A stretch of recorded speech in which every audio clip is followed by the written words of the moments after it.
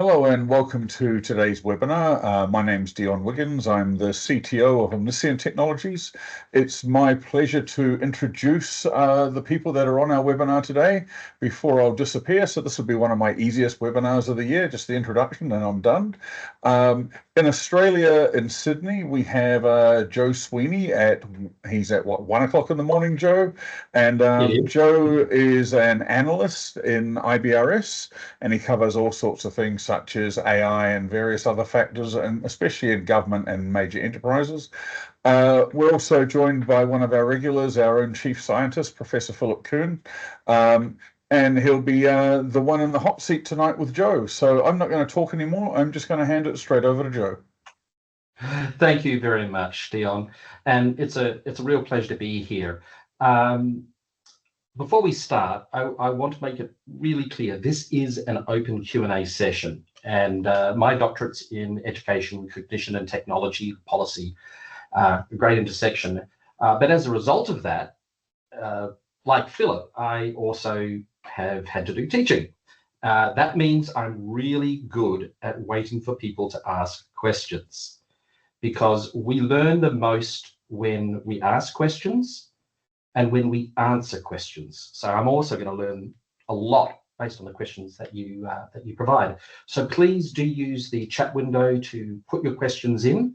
We're going to filter them and group them and make sure that they get answered. This is a really valuable opportunity for you. Now, with that said, Philip, it's an absolute honor to be talking to you again. Dion mentioned that, I cover off AI. I don't pretend to be an AI expert. In fact, everything I learned about AI, I actually learned from you secondhand through Dion, secondhand through the work I've been doing in those areas. But even then, I probably still have a lot more practical knowledge going back almost 20 years in that field because of it. I actually position AI very much in the future of work sort of time frame area. But, I've gone back 20 years in the space, and you've gone back a lot more than that. How did you get started in AI? Well, what was the early years of your research like? Yeah, I mean, when I started my undergraduate degree, I actually was interested in machine learning. So actually, the very first paper I ever published was on neural networks. And this is over 30 years ago. I then kind of realized if you just do AI or machine learning and you don't have a problem, that's kind of the wrong way to go about it. So that's how I kind of got into language processing, because there you have problems, you have data. And when I started my PhD, basically the university I was at, my advisor, Kevin Knight, was like heavily in machine translation, which back then was still interlingua-based symbolic processing, like ancient stuff. Right, there's been a great question that's already come in from Ander, and thank you so much for the question. And this sort of cuts straight ahead to some of the things that we were planning to talk about. The question is, do you think large language model technology will replace the classical neural net MT transformer technology? Well, okay, the long story to that is that the transformer was originally invented for machine translation. So if you pull out that paper, it is a machine translation paper, which also explains why it's like an encoder-decoder model. And at some point, people realized that you don't need an encoder because you're not mapping anything from anything. So now you have decoder-only language models. But yeah, there's definitely a different development of these translation models that are trained to map one language to another, to pure language models, which just produce sequences of words. And training them of massive amounts of data leads to these models that are really, really powerful and can do all kinds of stuff. And it took a long time that they overtook dedicated MT models, and it's still not entirely at that point. People still build dedicated MT models, but I guess eventually all this is going to merge together. We've got another question that's just come in, and it's from an AI saying, "I'm someone's helper." We'll leave that one aside. Yeah. I actually want to step back to the whole issue that you've been talking about there. Outside of transformers, because that was a real pivotal moment. But outside of transformers, what were some of the real pivotal areas, observations in AI that occurred that led up to transformers? What's been the journey? Yeah, so I think it was about probably about 20 years ago when I heard the first person in modern times in the 21st century talk about neural networks again, because they were really big in the 80s and 90s, and then they kind of were forgotten.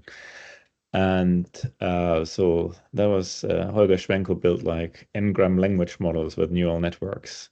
And it all, from the history, it always seemed like computationally very expensive. And he told us to buy graphic cards. And I thought, like, this guy's crazy. I don't need to listen to him.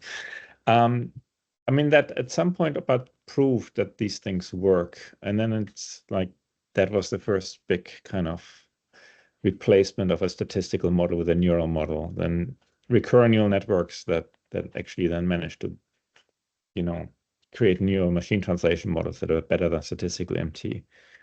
That was the next big step. And that also introduces attention. So what transformer models thing is basically this, the title says it, attention is all you need. It's all just based on attention mechanism, but that attention mechanism was developed already earlier. Very clearly for machine translation, because if you predict the output word, you have to pay attention to one particular input word that you're actually translating.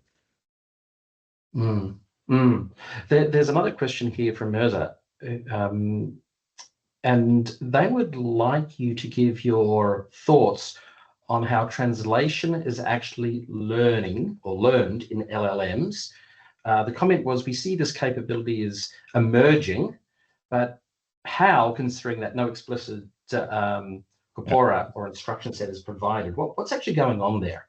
That's a really technical question. I think that's a really good question, because I think it's also a misconception what is actually going on, because it's a typical sign of these models are trained on excessive amounts of text and nobody really knows what's in it, because it's all of the internet. You're not going to have the time to read it all. So nobody really knows what's all in there. And then the assumption was made that it's just monolingual text and a machine translation emerges somehow magically by the power. So there was a really good paper by a scholar called Eleftheria Bricot, who was doing an internship at Microsoft, works at Google, she now works at Google, who looked at what is actually in the training data for their models. So that was like Palm, really ancient large language model. Yeah. And actually there is a lot of translated text in there. They're like literally in French, this means blah, blah, blah. I mean, it actually has examples of translation in the text. And if you remove all of that, then the models can't translate anymore. So it also learned translation because it's seen many, many examples of translation. Got it. Which takes us back to some of the early work I know that you were doing with Dion many years ago, looking at trying to get those massive corpuses of translation and then generating additional translation from them. So in that corpus, there's probably machine translated materials as well, which are actually pretty high quality, all things considered. Yeah, right. Maybe you should count on that point a bit more. So there's a lot of problem with like people saying emergent behavior and saying the model discovered this by itself and all that, with very poor understanding of what's already in the training data. And up to the point that a lot of the test sets are being used were crawled from the web. And almost by definition, therefore, they were in the training data. So it's currently a very messy situation in really assessing how good are these models really in new unseen circumstances where we actually want to use them instead of pre-existing test sets that might be part of the training. Wow. There's a whole bunch of additional questions coming in, and we're going to get to those. But I think what I'm picking up here, and it's something I see a lot and I really struggle with, that there's a huge number of misunderstandings about modern AI. And I spend a lot of my time talking with boards, trying to, in some ways, talk people down from the hype, because when there's too much hype, you overspend, or worse, you spend before you need it, without a real case. So I spent a lot of my time trying to explain what modern AI is to to senior executives, to government policymakers, Yeah. to semi or non-technical people. And it's hard work. You probably do a lot more of this. How do you talk and explain these nuances, and at what level to executives? Yeah, I mean, it's tricky because AI is a term that kind of is a bit inflated in its use. Just to give you the very concrete example, when we did machine translation 10 years ago, we didn't call it AI. I don't know when we started calling it AI. I had an interesting interaction with I'm not going to name the person, someone who also runs a company in the machine translation space. And I asked him actually at a conference, like, when did you start calling actually machine translation AI? And he's like, yeah, last year we started talking about that too. And then he went on a stage and he gave like 8 years ago when we started the company, it was started from the ground up as an AI company. Yes. So it is. Yeah, AI is okay. I give you my computer science definition because I'm teaching actually quite a little class on AI. And I think the main difference to classical computer science is that in classical computer science, you try to understand the problem, you come up with a solution, and then you implement an algorithm that exactly walks you through the steps to make the solution. In AI, you have a heuristic that sometimes works and doesn't work, and therefore does things like search or machine learning to get better at it. But it's not an exact solution to a problem. It's always an attempt at solving the problem, but there's always never really a guarantee that it can solve the problem. And this takes me to my other bugbear, which is hallucinations. Many people that I talk with see hallucinations as a bug in the classical software sense. Yeah. I come from a software background, and yet it's not. It's really an ingrained function of how vectors work. It seems that the more powerful and the larger these AIs are getting, the more embarrassing hallucinations we're seeing. Could you explain, really simple terms, what's behind hallucinations and how can they be minimized or overcome? Yeah, I mean, the surprising thing is that actually doesn't always hallucinate. I mean, it is completely untethered to the truth of the world because it hasn't observed the world. It's just seen a lot of text. And it tries to mimic that. So it just produces more text that is fluent, similar to stuff it's seen before. If it's true, good. If it's not true, that's fine too. There's no way of validating against the real world. It's obviously influenced by a lot of true things that are being said because most of the stuff that's written down, hopefully, is true. Therefore, it kind of has a bias to say things that are true, but it's not necessarily limited to things that are true, especially any kind of creative text generation has to take some leap. Right. So it's very hard to control because it's kind of the core feature of what it does. It's very creatively creates text that's very similar to what has been said before, and a lot of interesting, important things have been written down, and therefore that's a good thing. But there's no guarantee that it doesn't just make stuff up. Got it. I want to get on. We've got two questions here that are slightly related. I'm going to take the second one first from David. Do you see the current LLMs AI generation? Sorry, did you see the current wave of LLM and AI generation coming? If so, how much before? 5 minutes, months, years beforehand? I've actually got a comment on that, but I'll let you answer it. When did you see this coming? I mean, I think I was surprised like everybody else about how good it is. I mean, we have been in the field, for instance, of machine translation for a long time, and we always said we're making incremental progress every year. We're like a blue point better, and things improve and things become more useful.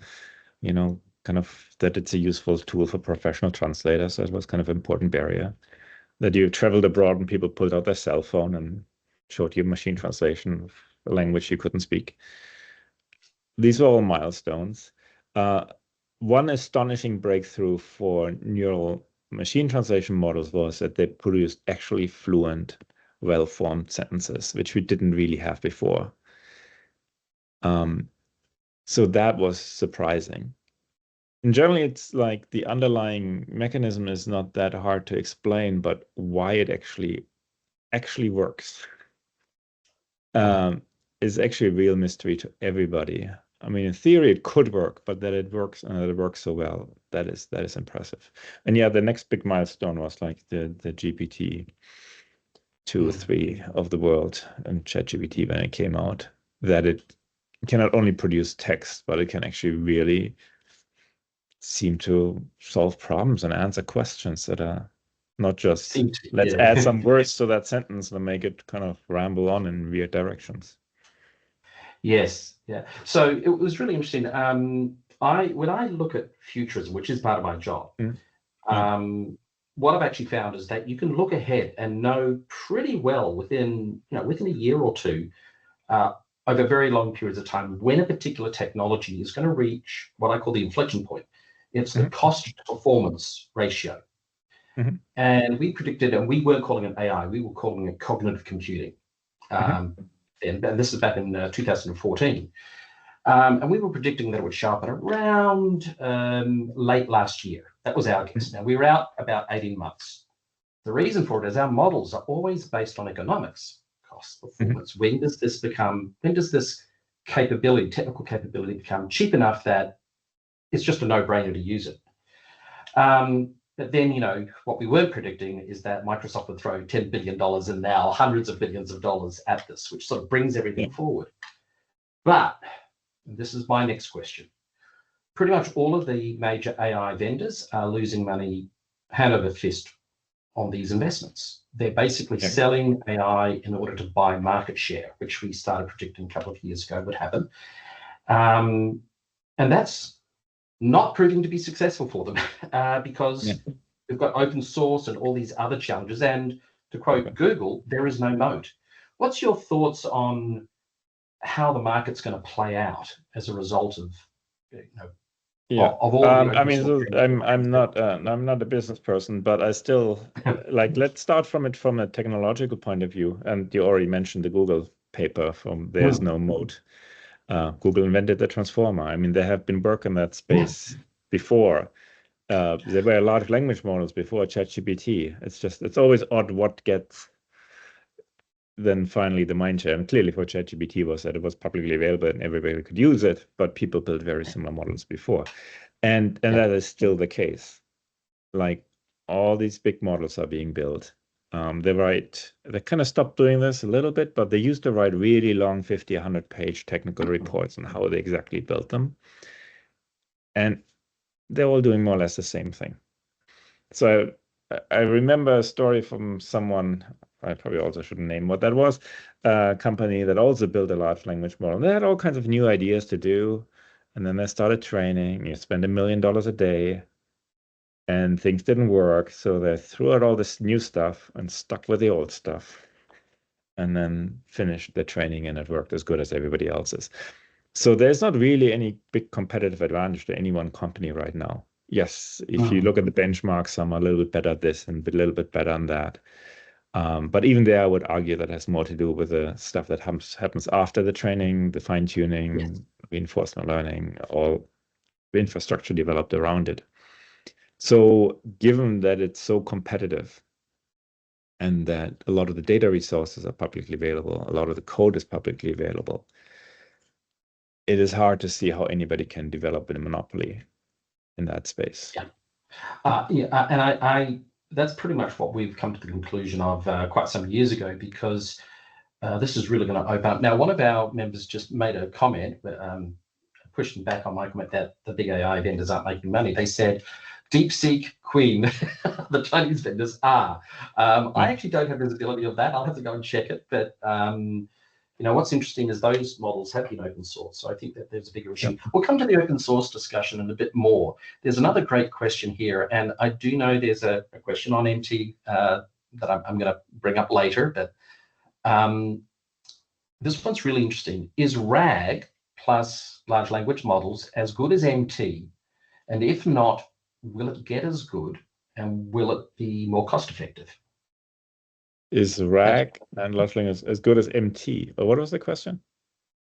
So basically, is RAG, Mhm. you know, the RAG models, is it Yeah, going to be as good as machine translation? And if not, will it get as good?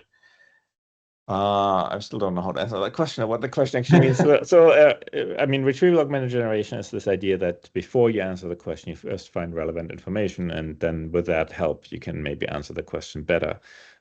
This has been applied, for instance, to machine translation by, if I want to translate a sentence, let's look at similar sentence that I already translated. That's an old idea. Translation memory, that goes back to ancient times.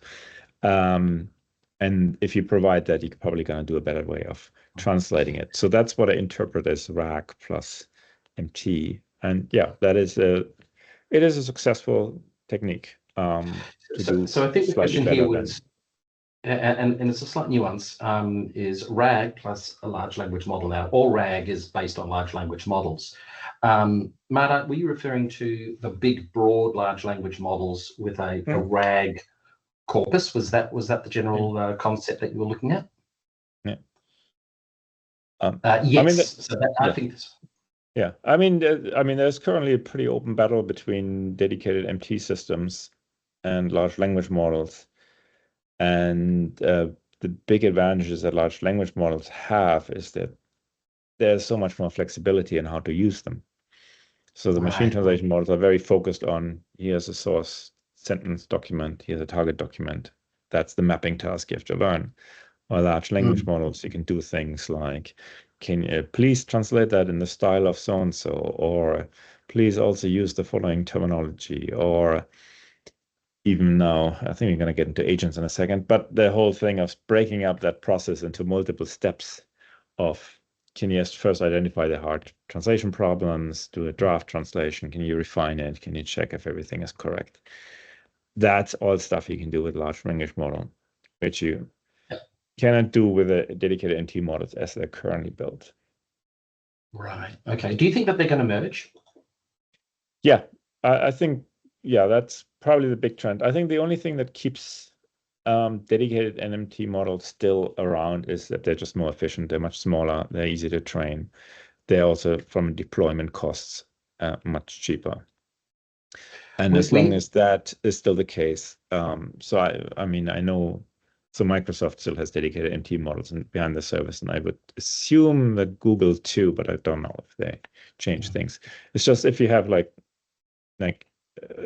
MT as an application is used millions of times a day, so cost of using it matters. So if you can cut that by a factor of 10, you do that. Yeah, which comes back to that whole economic equation, that flipping point. So look, going back, Ivan, I'm finally getting to your question. Straight to MT. Okay. All the technology aside, and I actually don't know what this term is, so I apologize. Does PBSMT still have any application, and if so, where? It was kept alive for quite a while as actually, first of all, can you explain what that is? Okay. That is the old statistical phrase-based machine translation. So this is good old Moses. Your heritage. That was what machine translation was from about 2003 to 2016. Google Translate during that time. So it was all based on just statistics, how often was this word translated this way, how often was this phrase translated this way, and numbers you could still make sense of because they're just kind of fractions of counts. So that was kept alive for quite a while for low resource scenarios because it was a bit more robust than neural models. But even that is not the case anymore because even for low resource language pairs, you can do so much more with a large neural model in terms of data augmentation by training on multiple language pairs at the same time. So a language where you don't have much text can gain some kind of foundation or support from a similar language. And yeah, so I think even for low resource languages, the most successful models are the neural models. So the only really justification for phrase-based, the only real advantages that still exist are it is a bit more controllable. you can force it to translate a certain word in a certain way. And it is, cheaper. And it doesn't require GPU and relatively modest CPU effort. But it's not that many scenarios where that actually matters. Because we've reached that price performance. Actually, there was that relates to a question here from Andres, which is, will the hardware requirements decrease in the future? And I think they're meaning in general for AI. I'm going to rephrase it slightly. Yep. Will the cost of the hardware requirements decrease? In other words, will this get cheaper to actually platform? A, I certainly hope so. And B, I believe those both, I mean, there's on the one hand, the actual hardware side, there's Moore's law. You can get more efficient computing and incrementally over the coming years. The current cost is also heavily influenced by kind of these monopoly profits of NVIDIA. Right. And so that's the hardware side. So the hardware is going to get cheaper for the same amount of compute. But I'm also optimistic about the modeling and training side, that I think the training we have is still very, very brute force. And there will be more efficient methods be developed over time that bring down kind of just the computational cost in terms of the number of computations you have to carry out going forward. All these things are a bit hard to predict. One interesting thing also is that we're already training on all the text in the world. So we're not going to get more data. I always like to say there's only 8 billion people in the world, and they only write so much. So that doesn't double every year. So the amount of text we train on is not going to increase. So if compute grows exponentially, but text may be linear, if at all, then it should get cheaper over time. Interesting. Actually, there's another aside to this, which is I've been watching a little bit of what's coming out, the chips and so forth. You talked about the monopolies and so, but those monopolies have the potential to be also shattered once China production comes up, once other nations, other sovereign AI manufacturing begins. Yeah, I know there's AMD, there's AMD, there's various efforts by Google. They have their own chips, they have TPUs. There's efforts by Microsoft, Meta, all kinds of companies trying to develop their own chips. So there's, it's probably not for another 2 or 3 years, but maybe in that time frame there will be serious competition to NVIDIA. Right. Do you think fundamentally, as we see this new competition come in, that the architectures for how we train and platform these AI systems is going to change? Or do you think we are sort of at a point where it's going to remain the same sort of architecture for, say, the next decade? What's your thoughts? There are definitely attempts to move beyond transformer models. There are things called state space models that people are very optimistic about. And it's kind of interesting, like in the early days, we had like recurrent neural networks, we had LSTM, we had like all kinds of things, convolutional neural networks. The technology seemed to change every year. And then once we got stuck with transformers, we know, wow, it's now almost 10 years that we're using them. And that is kind of surprising that they stuck around. Because if you just look at them, there's just so many ways you can build these models. I don't know why this particular architecture with all this idiosyncrasies has been proven to be so stable. It's probably a lot right now. A lot of the experimentation on a large scale is currently hindered by that it's just so incredibly expensive to build these gigantic models. So even the big companies, they have like one shot to build a big model, because even for them, that takes several months and all the GPUs they have. And therefore, there is just very little experimentation on really, really large scale models. So people stick with what's proven. And it's never really quite clear that the experimentation you do with smaller models then actually carries over to bigger models. So, yeah. So there should, yeah, surprising that there shouldn't be more. I mean, there's things like diffusion models and vision, they have very different models. So, I mean, there's a lot of ideas out there that I at least think there could be other kinds of models. Well, we've got some great questions coming in, which are taking a slightly different angle on this, and I think they're really important. The first one is, and I'm going to read it directly. With recent debates about making AI models explainable, especially in Europe, how do you see the future of explainable AI, and especially reasoning models? Now, I do have a question about reasoning models later, but actually, first of all, before we answer that one, we better explain that there is a real distinct difference between what AI specialists term reasoning versus what normal humans think about reasoning. Could you just in 30 seconds explain the difference? And then I'm going to come back to this question. Yeah, let's talk about the reasoning. Like explainability is a whole different topic. So what is currently being called reasoning is allowing the model to produce all kinds of text that is just kind of scratch space, that is just like scribbled. And then afterwards, after it's doing all that, it is coming up with a real answer. And I think the main reason why that is successful is because one thing that the models currently don't have is any kind of memory, short-term memory of anything. So humans, we store certain information in our head as short-term memory, as limited as it is. And the models don't. They predict the next word. And the only thing they can build up in terms of memory is all the previous words they generated. So the only way to think through stuff is to explicitly generating text. That is now then called the thinking phase, where it actually works through the problem.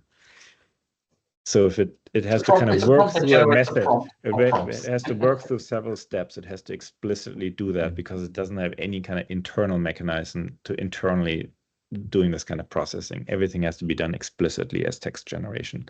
So that's what these reason models are. They're just basically given the chance, just generate a bunch of tokens, and we're only going to check your final answer. We don't care what you say in the middle. We're just trying to check the final answer. And having a large window of text that can be generated gives them the power to, contemplate alternatives. So let's then move on to this question where we started, which was, given the fact that there is a lot of discussion around mandating explainability, defining what explainability means. What do you see as the future of explainable AI? I had a PhD student who did a whole PhD thesis on explainable methods, and they're like deep philosophical. I came away from that with like deep philosophical questions about it, because you have a model, you don't know what it does, then you have a method that says this is what the model does, and then how do you know that's true? You run into that problem if you have different methods that have different explanations what the model just did. How do you know what's true?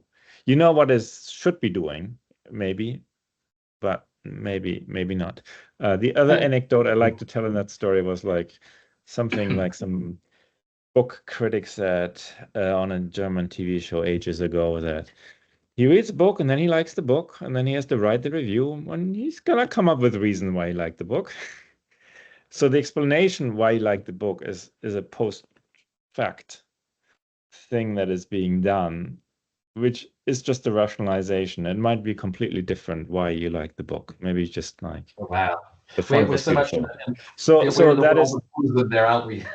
because the neural models, there's just a gigantic amount of numbers. They do a lot of complicated things and like very broadly, very fuzzy. And when we say explanation, we want to have like some logical chain of reasoning. And that is very different what the models actually do. So it's not really like a logical explanation can never really be the reason why they came to that conclusion. It's just gives you some evidence for that. And it's also a risky thing because there's like also these studies that if the model gives a prediction, people might be skeptical about it. But if the model gives a prediction and explanation, then people just like, oh, okay, yeah, that sounds plausible. That must be true then. They trust it actually even more if they give an explanation, no matter if the explanation is correct or wrong, or it matches anything about the reasoning process. And this takes us directly into the next question here, which is, what's your view on liability in high-risk use cases where there are requirements for human overview and transparency? Yeah. Are we moving in the right direction? Are we getting this right? Yeah. Yeah, I mean, these are all imperfect solutions. I mean, that was our mantra for machine translation forever. It's not like we're not going to solve translation. We're going to be good enough. You're going to be good enough for that you can travel abroad. You're going to be good enough that translator is twice as efficient, or or that you can buy a metro ticket in Paris. So we try to reach levels of performance that had some error, but that error was not important for the task you're doing. So all these applications are like that. So aiming for perfection is hopeless anyway. So I guess anybody who then deploys these systems has to be aware of that they're not perfect, that they make mistakes. And it really then depends on the scenario, how to remedy that and how to address that. Yes, yeah. I mean, on the flip side, if you hire people to do a job, they're not perfect either. And this is really interesting. So you have actually a very similar situation that, if your process consists of people doing the work, they also make mistakes. So when I'm talking with my clients around these risks, I think that sort of, double checking, making sure it's true, making sure it's not hallucinating risk is actually fairly well understood. The risks that aren't understood is when you're in industries, for example, banking. Here in Australia, in fact, many countries, banks are not allowed to offer financial advice beyond a certain point. And these AI models, certainly the larger ones, really good at wanting to offer as much advice as they can because they have been internally designed to do, what the user says. And that's a legal liability. There's all sorts of these other, I call them toxic traits, that come out of these challenges. It's a really, there is actually some really interesting work going on in that space, but it usually is in the field of the AI does the first pass, it has some guardrails, it does, another one checks to make sure that there's none of this overstepping what it's allowed to do, Mark. So people are putting those together and they look a hell of a lot like what we're now calling, agentic AI.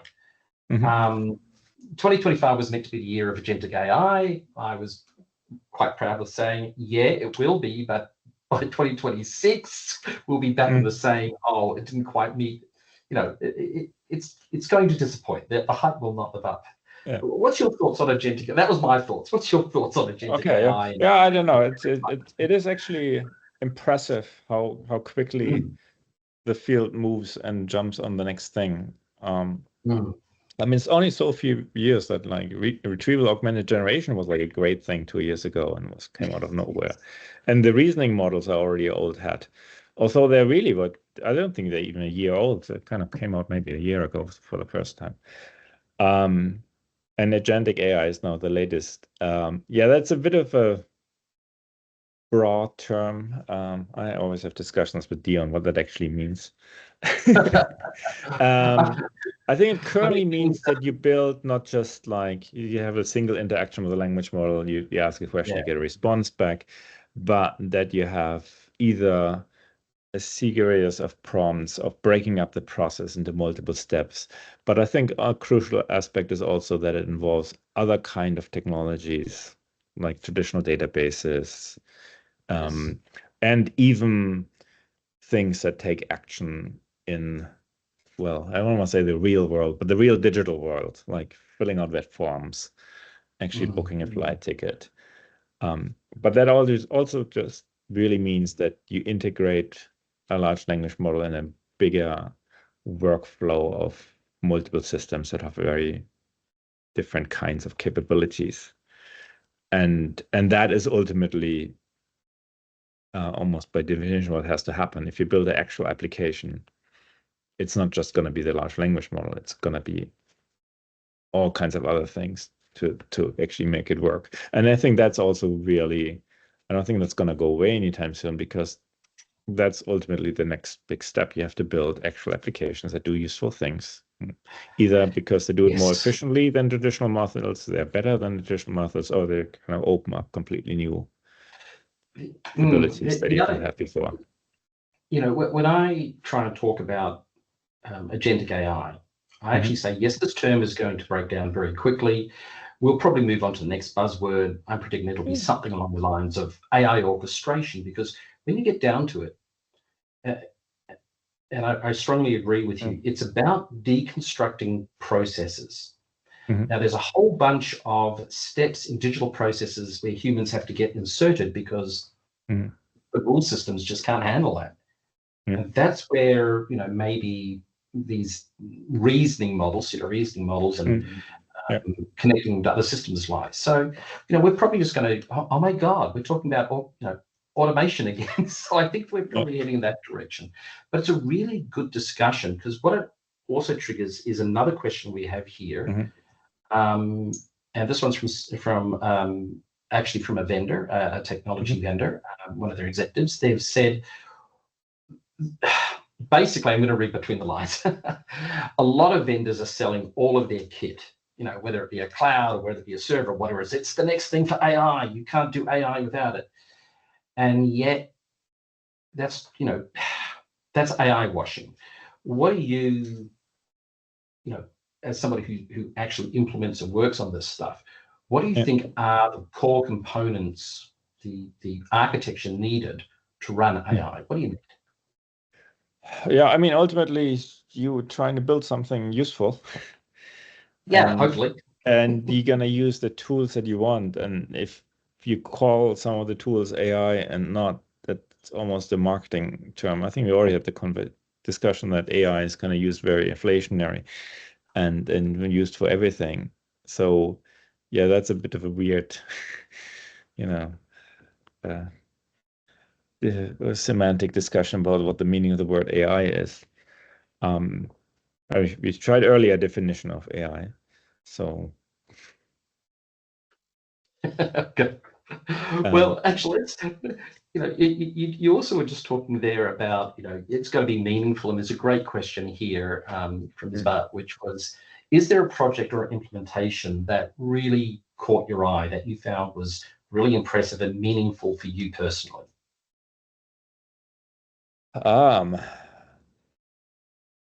That's a good question. I mean, I've been working on machine translation long enough, so I'm actually, but I still was very impressed when the first time it happened, I traveled to a foreign country and someone couldn't speak English and I didn't speak their language, and they pulled out Google Translate, and I was like, wow, we worked on that and was totally terrible before, and now it is a technology that actually works and is useful for people. That's very nice. But I mean, I'm like probably everybody impressed what kind of large language models are able to do right now. I mean, I use it for writing code because I can't be bothered to look up the exact syntax of a particular command or property of a library. And generally, I feel like that is also currently the best role for this technology, that it's an assistant tool for humans to be more productive. There's definitely much more application of it being a helpful aid than a fully automatic system that does something. I saw a really interesting one recently. Local government who has to process development applications, a huge amount of their time. It costs around $90,000 just for a simple, you know, mom and pop. Somebody wants to build a new fence or an extension of their house. It costs the councils easily $9,000 to process that. And the biggest part of that, when we analyzed it, is actually getting the documents from the public and making sure that they're the right documents. And if they're not, you have to go back, and it goes backwards and forwards. And there's an organization, actually a couple of them got together here in Australia, and what they did is they just, as the documents came in, they looked at them and they said, is this the right document for what's needed and what else is needed? And just that simple check and balance was literally halving the processing time. So I think it's these simple things where the AI doesn't have to be 100% accurate, but it can do a huge chunk of that human oversight. So I think, which is great because, of course, and that was, as I said earlier, that was our big argument always in machine translation. We're not trying to be perfect. We're trying to be good enough. And it's part of a process where if that, the quality of the AI system is good enough that it speeds up certain processes, then that's good enough. That's useful. That saves money. I mean. Yeah, absolutely. There's another great question here. And it's from Ivan again. How far can we go after GPT 4.5, GPT 5, 6, etc., in terms of data volume? It's constantly adding new data and constantly ever increasing number of parameters. A viable future? Yeah. I mean, have been giving talks about this so long that I had like 2023 a slide of how big the models are. And so I'm forced to look at that every half a year when I update something. And the models actually haven't gotten bigger over the last 2 years. So the 2023, the biggest model was, I think it was like Palm something with 500 billion parameters. I might be wrong about which model it was, but 500 billion parameters. The current models are not really bigger than that. If anything, there's actually more effort to kind of build smaller models. So the models haven't gotten bigger, and I already made my comments earlier about data volume. I mean, pretty much every data you can get your hands on is already being used, mostly legally. Okay, that's a different discussion, really. Aside. But yeah, basically everything that's ever been written. If you wrote something on the internet, that is part of a large language model. Oh dear, I'm dyslexic, so that's a real problem. So I was a mess. So look, there's a couple of questions that are coming in, and I'm going to merge them together if it's okay. Sorry for the people. The first one, what we're seeing throughout the world is an increased interest in digital sovereignty, or basically sovereign AI solutions, that's expanding out to digital sovereignty. At the same time, that leads to a very rapidly to a discussion around open source. What's its future? What's its value? Is it a threat? Is it a boon? Putting those two things together, what do you think is going to be the future of sovereign AI? What does that look like? And what's the role, therefore, of open source communities and open source in general in that space? Yeah, I mean, open source is a very powerful element in everything because it democratizes people working with a particular type of software. If it's open source, a lot of people can look at it, a lot of people can extend it, and a lot of people can improve it. So optimistically, and I think there's enough reason to believe that open source solution will always eventually win out. I mean, the big problem with training gigantic models nowadays is not the software. It is the 50,000 GPUs you need for like a year. So it's really the hardware that is where consolidation might happen, and you can't. Not everybody in their garage can replicate OpenAI, and it's not the software, or not even the data, although that might be riskier to preserve. It's really the hardware that is the limiting factor. So I'm actually fairly optimistic that open source software that is then seen by lots and lots of different people with lots of different ideas. Maybe I should also plug here that I also still think that academia is kind of the place where a lot of the really good ideas come from, because people enter academia, relatively young students with weird ideas that are very different from what has been thought before, and that just brings very different perspectives to it, and new things get developed. I mean, the other big driver, for instance, of progress in AI is also not the OpenAIs and the Googles of the world, but the random developers that might not fully understand how the models work, but they know how to play with them and try new things and come up with stuff like virtual augmented generation because it kind of works. And it's just, these are just software engineering ideas. Yeah, So and I think these are ideas born out of the actual practice of actually building something and trying 5 different combinations of something. Yeah, so one of the things which I've been talking about, and it seems to be resonating really well in certainly the Asia Pacific region, is this notion that organizations will have a fundamental platform. Now, whether they run that in a local cloud or whether it's in a hypercloud or whatever, but the platform is effectively a collection of possibly increasingly open source services, of which they would plug in their various models and other services. So it comes back to that idea of orchestration. Obviously, Omniscien has a platform similar to that, which is why I've been so interested in this business for so long. Plus, Dion's a good friend of mine. But the notion of being able to orchestrate and pull all of these systems together and take what you need from the open source world and take what you need from the commercial world, and run that locally or run that as, I am seeing governments talking at the highest levels about creating national clouds. India is going in that direction. China's definitely in that direction. Australia, I think we're a way off yet, but this gives a much more layered approach, and I think that there is definitely a vital role for AI to play in that. But you mentioned academia. None of this can happen without really skilled people, and currently the consolidation of skills globally is a real hindrance, especially around the cloud space. So to answer these questions, I hope that's given some additional insights and thoughts around it. There's a lot there, but look, we've only got a couple more. We've only got a couple more minutes, unfortunately. So if you do have probably got time for one more question from the audience, but I'm going to ask a really broad question. What do you think is the next big technology, AI or otherwise, on the horizon? What's the next big thing you see coming up? I mean, there's a lot coming up because there's so much happening. There's a lot in like making good use of all that technology. So I'm involved in a project where we like basically thinking about how to use it to improve how to do science. How do you find related papers? How you can prove that something is true or not?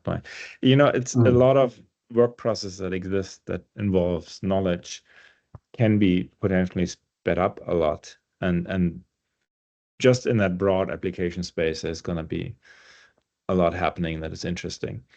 In terms of the core models, I mean, one thing I'm also very excited about is kind of the merging of modalities of text, speech, vision. Right. So just to bring up machine translation, it used to be very text-based. I mean, people have worked on speech translation as well, but it still hasn't reached kind of the same perfection level. I mean, there's so much more problems with speech translation. And then ultimately, what you really want to do is to have also the video translated. So if someone, like if I speak here now in English, I want to have a live translation in Chinese, where then gestures match up the right place. So when I say this word, then in the translation, that gesture should be also at exactly that same spot, and lip movements have to match up, and all that is actually important to make it seamless. And that is kind of still, I mean, people are working on it, but that is more on the research horizon. Okay, you got 30 seconds on this one. This is from Mary. Do you think there's any need to stop AI developments or slow them down? I think is probably a better way of putting it. And define a structure and laws that should be followed internally for safer future AI development. Yeah, I don't believe that the AI is so powerful that it's going to escape the box and rule the world. It is a tool, and you decide how much you rely on the tool and how much you trust the tool blindly. And if you trust the tool blindly, then obviously that can lead to problems. Right. I think that you got that in 30 seconds. Awesome.